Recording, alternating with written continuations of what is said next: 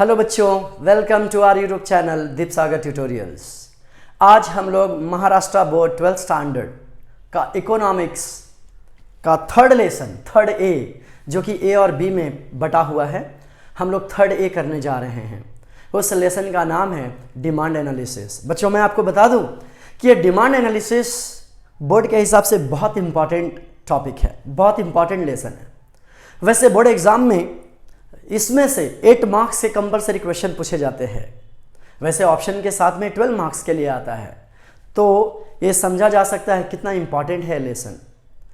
तो demand analysis है क्या? एनालिसिस का मतलब होता है बच्चों केयरफुल एग्जामिनेशन ऑफ समथिंग, और डिटेल में कुछ चीज़ों को पढ़ना, study in detail, that is what analysis. लेकिन हमें क्या डिटेल में पढ़ना है, हमें किस चीज़ का केयरफुल एग्जामिनेशन करना है? डिमांड का। जनरल इंग्लिश में अगर आप देखने जाओ, डिमांड का मतलब डिजायर होता है। डिजायर मतलब इच्छा, वांट्स, चाहत। आप लोग इसके पीछे वाले चैप्टर जो कि यूटिलिटी एनालिसिस था, उसमें आपने देखा था यूटिलिटी होता क्या है? सेटिस्फैक्शन। तो यूटिलिटी क्या करता है बच्चे? वो डिजायर क्रिएट करता है कि वो चीज़ मेरे पास होनी चाहिए। लेकिन सिर्फ डिजायर का होना डिमांड नहीं है। डिमांड के लिए 3 चीज़ों का होना जरूरी है। वो 3 चीज़ें हैं desire, willingness to purchase, ability to pay. अगर ये 3 चीज़ों साथ में रहेंगी तो ही हम लोग उसे डिमांड कह सकते हैं। बच्चे, आपकी चाहत तो हेलीकॉप्टर की है, लेकिन क्या एबिलिटी है उसे पे करने की? नहीं, तो कहां से डिमांड हुआ? डिमांड हो ही नहीं सकता। तो डिमांड के लिए एबिलिटी भी तो होनी चाहिए।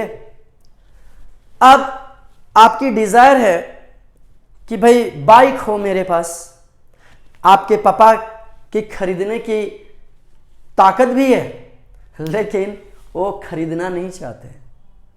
क्यों नहीं खरीदना चाहते? जानते हैं ना आपके बारे में कि बाइक से आप कट मारोगे, और फिर क्या?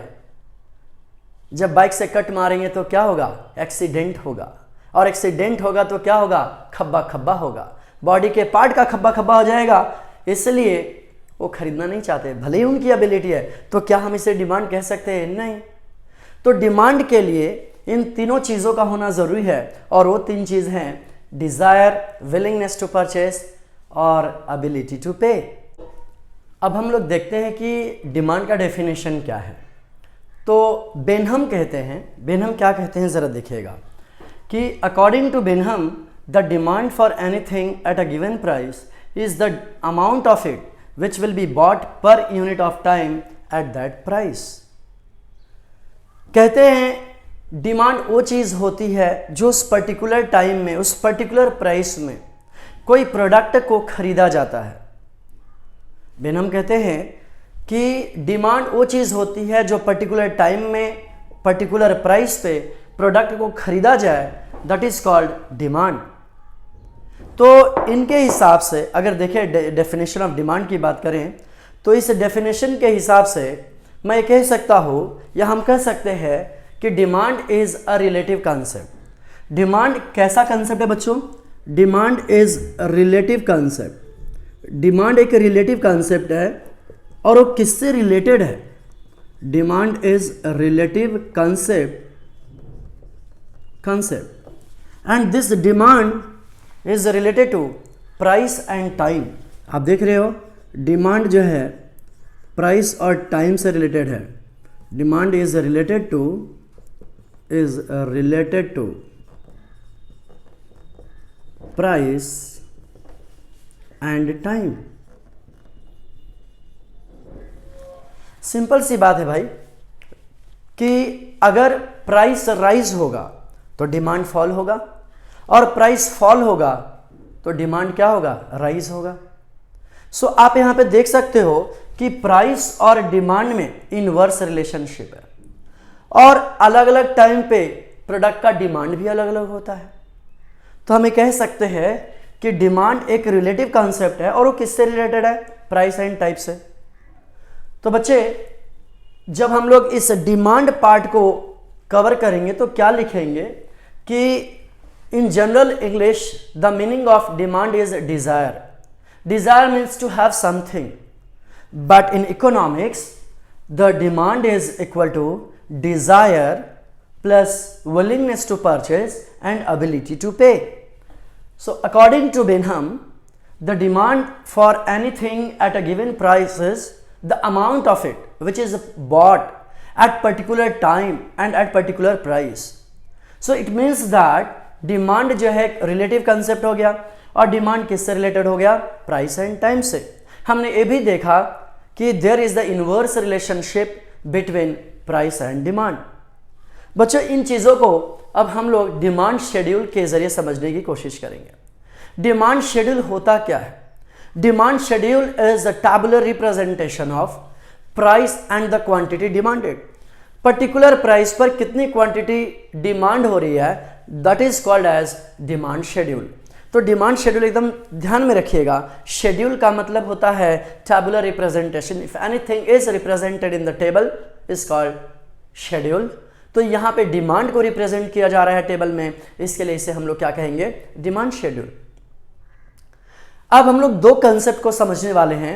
एक है इंडिविजुअल डिमांड और दूसरा है मार्केट डिमांड.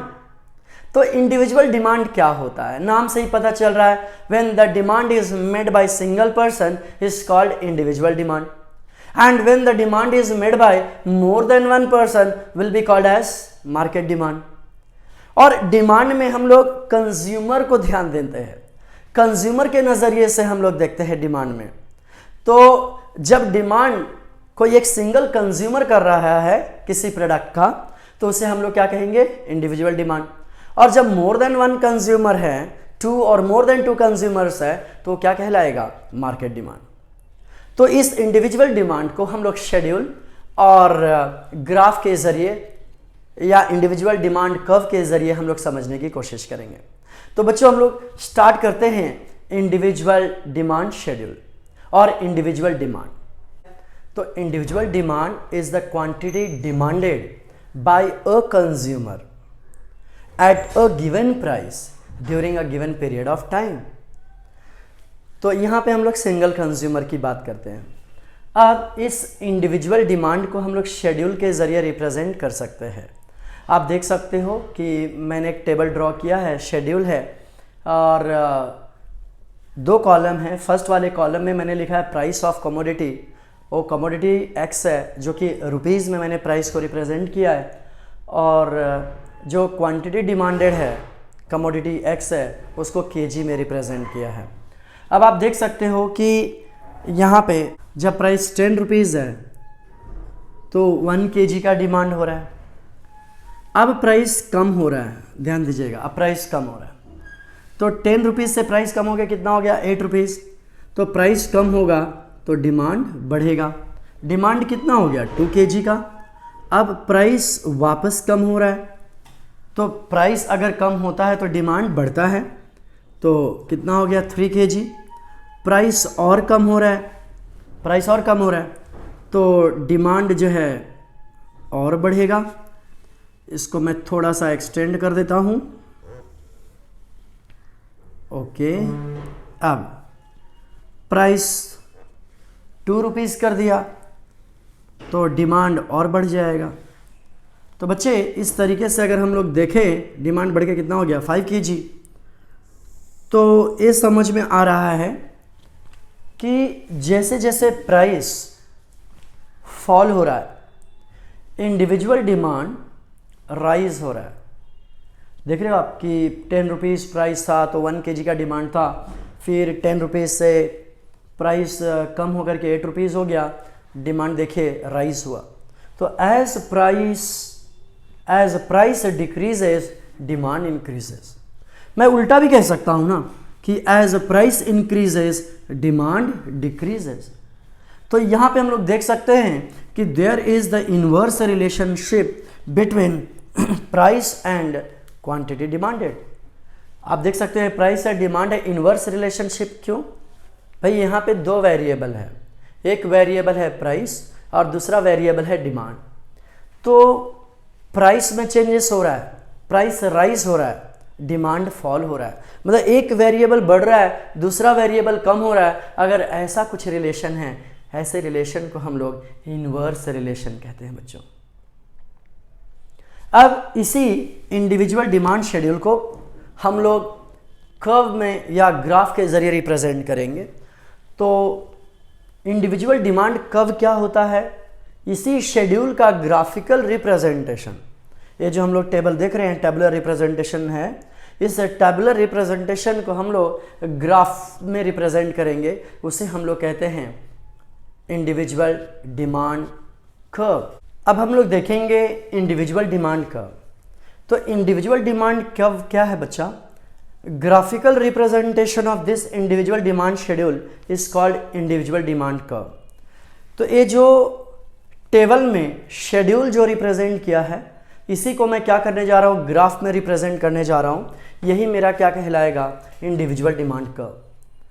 तो हमने क्या किया? X axis Y axis draw किया, हॉरिजॉन्टल लाइन हो गई एक्स एक्स डैश, फिर यहाँ पे हम लोग लिखेंगे वाई और नीचे हो जाएगा वाई डैश और यहाँ पे हो जाएगा ओरिजिन।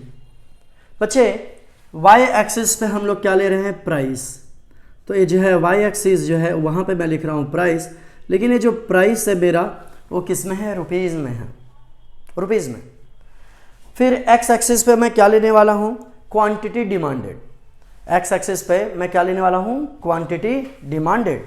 तो ये जो क्वांटिटी डिमांडेड होगा मेरा वो केजी में होगा, जैसे आप देख रहे हो टेबल में। So quantity demanded x axis पे इन केजीज, ठीक है, एक केजी में।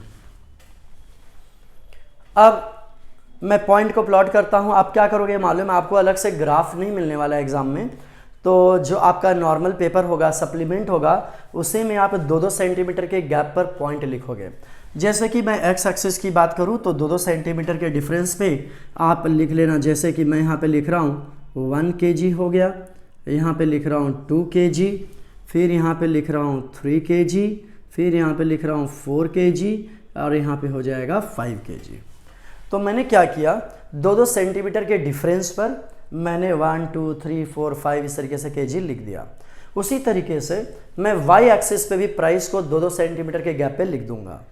तो यहाँ पे मैं लिखूंगा ₹2 हो जाएगा, फिर 2 सेंटीमीटर के गैप पे ₹4, ये हो जाएगा ₹6, ये हो जाएगा ₹8 और यहाँ पे हो जाएगा ₹10। आगे की ओर बढ़ेंगे तो ₹12 भी आएगा, ₹14 भी आएगा, लेकिन हम लोगों को शेड्यूल में जितने की रिक्वायरमेंट है हम लोग वही लिख रहे हैं। देखिए मैं तो स्केल और इस सारी चीज़ों का इस्तेमाल नहीं कर रहा हूँ, तो जो कब आएगा थोड़ा आड़ा टेढ़ा आएगा तो प्लीज़ उसको समझने की कोशिश कीजिएगा। लेकिन आप तो स्केल पेंसिल सब यूज़ करने वाले हो तो आपके ग्राफ प्रॉपर आएंगे। तो देखते हैं बच्चों, सबसे पहला पॉइंट हम लोग प्लॉट करते हैं। आप देख सकते हैं यहाँ पे टेबल में है यहाँ पे प्राइस है 10 रुपीज़ और डिमांड कितना है 1 kg।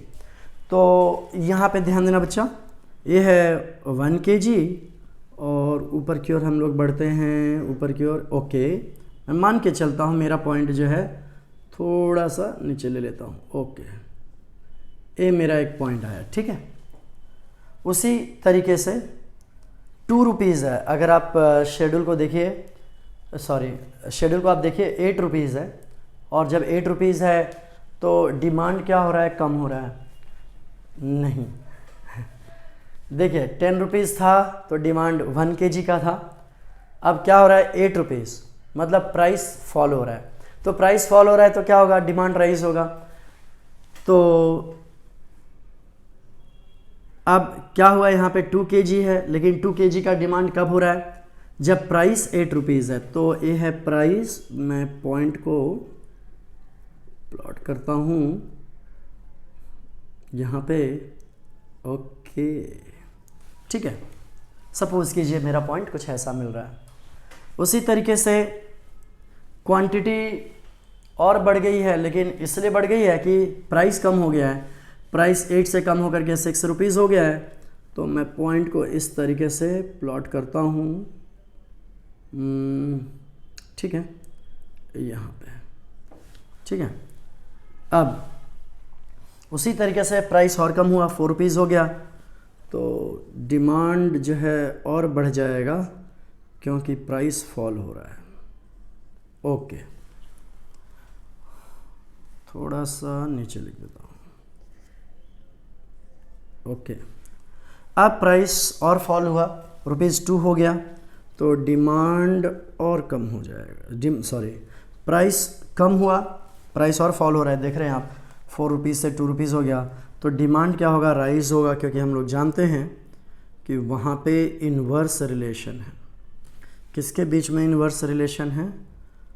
प्राइस और डिमांड में। हम ऑलरेडी पढ़ चुके हैं कि डिमांड जो है रिलेटिव कंसेप्ट है और वो प्राइस और टाइम से रिलेटेड है।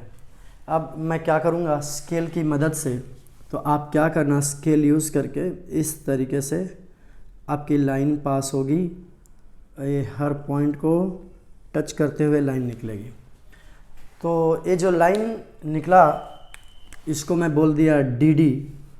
DD stands for demand curve. DD का मतलब होता है डिमांड कर्व। आप क्या देख सकते हो कि ये जो डिमांड कर्व है इट इज़ मूविंग, आप ये देख सकते हैं जो डिमांड कर्व है it is moving in downward direction from left to right. हमने पॉइंट प्लॉट कहाँ से करना स्टार्ट किया, लेफ़्ट साइड से, और इस पॉइंट को प्लॉट करते करते हम लोग कहाँ पे आ गए, राइट में। तो आप इसके स्लोप को देखिए ना, इसके ढाल को देखिए, it is moving in downward direction. So the slope of individual demand curve it moves in downward direction from left to right. It indicates that, कोई भी ग्राफ की बात करें, अगर उसका स्लोप जो है डाउनवर्ड डायरेक्शन में आएगा लेफ्ट टू राइट में, तो आपको ये मान लेना है कि जो भी वेरिएबल है, जो भी आपने एक्स एक्सिस पे और वाई एक्सिस पे जो लिया है, उनके बीच में इन्वर्स रिलेशनशिप है। तो यहाँ पे किसके बीच में इन्वर्स रिलेशनशिप है, क्वांटिटी डिमांडेड और प्राइस में, या प्राइस और क्वांटिटी डिमांडेड में। हम लोग टेबल में देख रहे हैं कि जैसे जैसे प्राइस फॉल हो रहा था, डिमांड राइज हो रहा था। इसका हम लोग उल्टा बोल सकते हैं, वाइसा वर्सा करके, कि प्राइस जैसे जैसे बढ़ेगा डिमांड वैसे वैसे फॉल होगा। और यही चीज़ यहाँ पे हमें देखने को मिलती है कि हम लोग जैसे जैसे पॉइंट को प्लॉट कर रहे थे, ये ग्राफ जो है, ये जो स्लोप है नीचे की ओर आ रहा था। So the slope of demand curve moves in downward direction from left to right, so it indicates that there is a inverse relationship between price and quantity demanded. और यहाँ पे हम लोग इंडिविजुअल डिमांड की बात कर रहे हैं। सो बच्चे, इंडिविजुअल डिमांड कर्व एक बार मैं आपके लिए रीड कर दूँ। इंडिविजुअल डिमांड कर्व है क्या, मैं रीड कर दे रहा हूँ, जो बुक में है आपके, देखिएगा। So individual demand curve is a graphical representation of individual demand schedule. तो जो इंडिविजुअल डिमांड शेड्यूल है उसका ग्राफिकल रिप्रेजेंटेशन ही क्या है, इंडिविजुअल डिमांड कर्व। आप इतना पार्ट लिखोगे, इतना पार्ट लिखने के बाद ये जो ग्राफ है आप उसे ड्रॉ कर लोगे। अब उसके बाद ग्राफ को एक्सप्लेन किया है आपके बुक में। अब इसी इंडिविजुअल डिमांड शेड्यूल और कर्व के जैसा ही है मार्केट डिमांड शेड्यूल और मार्केट डिमांड कर्व। बस यही ध्यान में रखना है कि इंडिविजुअल डिमांड में the demand was made by single person, लेकिन अगर हम लोग मार्केट डिमांड की बात करें तो यहाँ पे जो डिमांड की जाएगी मोर देन 1 और 2 और मोर देन 2 कंज्यूमर्स। यहाँ पे भी हम लोग देखेंगे कि आखिर किस तरीके से वहाँ पे भी जैसे जैसे प्राइस बढ़ता है मार्केट डिमांड फॉल होता है। तो हम लोग उसे भी शेड्यूल और कर्व के ज़रिए समझने की कोशिश करते हैं। तो बच्चों, स्टार्ट करते हैं मार्केट डिमांड शेड्यूल। अब हम लोग डिस्कस करने जा रहे हैं एक और कंसेप्ट जिसको बोलते हैं मार्केट डिमांड शेड्यूल और मार्केट डिमांड कर्व। आपके एग्जाम में आ सकता है question, right a note on market demand schedule and market demand curve. तो बच्चे, मार्केट डिमांड शेड्यूल क्या है? Again this is a tabular representation. Tabular representation, लेकिन यहाँ पे कंज्यूमर एक नहीं होंगे क्योंकि हम इंडिविजुअल की बात नहीं कर रहे हैं, हम लोग मार्केट की बात करें तो मार्केट में मोर देन 1 कंज्यूमर होते हैं। यहाँ पे आपको समझना है देयर आर 3 कंज्यूमर्स, और वो कंज्यूमर कौन से? ए है, बी है और सी है। हम ये भी जानते हैं कि हर कंज्यूमर का बिहेवियर अलग अलग होता है। जब प्राइस 10 रुपीज़ था, आप देख सकते हो यहाँ पे प्राइस ऑफ कमोडिटी है, जब प्राइस 10 रुपीज़ है तो कंज्यूमर ए 5 प्रोडक्ट या 5 kg का डिमांड कर रहा है, बी 10 kg का डिमांड कर रहा है, जबकि सी 15 kg का डिमांड कर रहा है। लेकिन जैसे मैं बोलता हूँ मार्केट डिमांड, तो मैं इसको हॉरिजॉन्टली, ये जो हॉरिजॉन्टल है मैं इसको सम कर दूंगा, प्लस कर दूंगा। सो मार्केट डिमांड क्या हुआ, horizontal summation of all individual demand. तो यहाँ पे जो इंडिविजुअल डिमांड 5 kg का था, यहाँ पे इंडिविजुअल डिमांड जो कि 10 kg का था, यहाँ पे 15 kg, ये तीनों को हमने ऐड कर दिया, मिल गया 30 kg। लेकिन जैसे ही प्राइस कम हुआ, 10 रुपीज़ से प्राइस कम होकर के कितना हो गया, 8 रुपीज़। आप देख सकते हो तीनों कंज्यूमर के बिहेवियर चेंज हो गए, प्राइस कम हुआ, डिमांड बढ़ेगा। हम जानते हैं कि there is the inverse relationship between price and demand.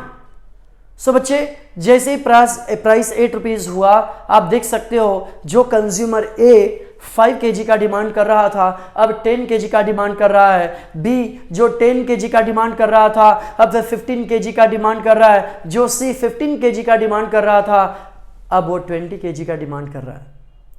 फिर मैं इस हॉरिजॉन्टली इसे ऐड कर दिया। हॉरिजॉन्टली मतलब आड़े लाइन में आप 10 + 15 + 20 करोगे तो कितना आ जाएगा, 45 kg। इस तरीके से जैसे जैसे प्राइस कम होते गया, हम देख रहे हैं कि मार्केट डिमांड देखिएगा यहाँ पे 30 kg था, 45 kg था, फिर 60 kg, 75, 90 kg। कंक्लूजन क्या निकलता है, कंक्लूजन ये निकलता है कि as price decreases market demand increases. Price जैसे जैसे डिक्रीज हो रहा है, मार्केट डिमांड इंक्रीज हो रहा है। उल्टा भी मैं बोल सकता हूं, as price increases demand decreases. मैं बोल सकता हूं, as price increases demand decreases. So बच्चे, यहां पे भी आप देख रहे हो, मार्केट डिमांड की बात करें तो यहां पे भी हमें इनवर्स रिलेशन देखने को मिल रहा है। मैं बोल सकता हूं कि as price increases market demand decreases, और as price decreases market demand increases. Now यहां पे देखिए आप, इसी टेबल को हमने ग्राफ में रिप्रेजेंट किया है। Same to same individual demand curve के जैसा ही है, बस यही है कि यहाँ पे वाई एक्सिस पे हमने प्राइस लिया 2 रुपीज़, 4, 6, 8, 10, और हमने एक्स एक्सिस पे जो क्वांटिटी डिमांडेड, क्योंकि ये मार्केट डिमांड है जिसकी वजह से 20 kg, 40, 60, 80, 100 kg हो गया। मैंने आपको बताया था कि ये जब आप पॉइंट लिखोगे 2-2 सेंटीमीटर का गैप रखना। मैं जो यहाँ पे ग्राफ ड्रॉ किया हूँ या कर्व ड्रॉ किया हूँ वो प्रॉपर नहीं हो सकता, लेकिन आप जो है स्केल, पेंसिल ये सब यूज करने वाले हो, आपका ग्राफ प्रॉपर होगा। हमने क्या किया, सिंपल सी बात है, जो पॉइंट था वो हमने प्लॉट किया। हमने देखा कि जब प्राइस 10 रुपीज़ था तो मार्केट डिमांड कितना है, 30 kg। आप देख सकते हो जब प्राइस 10 रुपीज़ है तो मार्केट डिमांड क्या हो गया, 30 kg, 20 और 40 के बीच में आएगा। मैं इसको क्या करता हूँ, इस 10 को थोड़ा सा नीचे लिख देता हूँ ताकि मेरा जो पॉइंट है वो परफेक्ट आ जाए। मैं यहाँ पे 10 लिख देता हूँ और इसको थोड़ा सा चेंज करके नीचे लिख देता हूँ, क्या लिख देता हूँ, 8। तो आप देख सकते हो कि 20 और 40 के बीच में है। उसी तरीके से यहाँ पे फिर है 45, तो 45 मतलब 40 से थोड़ा बड़ा होगा, मैंने यहाँ पे पॉइंट प्लॉट किया। 60 है तो 60 का ये पॉइंट हो गया। फिर उसके बाद 75 है, 75 जो कि 80 के पास में होगा, यहाँ पे आ गया। फिर 90 है, 80 और 100 के बीच में आ गया। हम देख क्या रहे हैं कि ये जो हम लोग पॉइंट प्लॉट करना स्टार्ट किया लेफ्ट साइड से, और ये कहाँ की ओर मूव होते जा रहा है, राइट साइड में। सो यहाँ पे भी ये जो स्लोप है डिमांड कर्व का, ये जो स्लोप मार्केट डिमांड कर्व का है, it is moving in downward direction from left to right, indicating that there is the inverse relationship between price and quantity demanded. So again, in case of market demand also, there is the inverse relationship between price and quantity demanded. तो बच्चों इस तरीके से हमने demand, उसके बाद individual demand, फिर market demand complete किया। तो बच्चों हम लोग मिलते हैं नेक्स्ट वीडियो में। नेक्स्ट वीडियो होगा टाइप्स ऑफ डिमांड पर। बाय बच्चों, बाय एवरीवन, बाय बाय।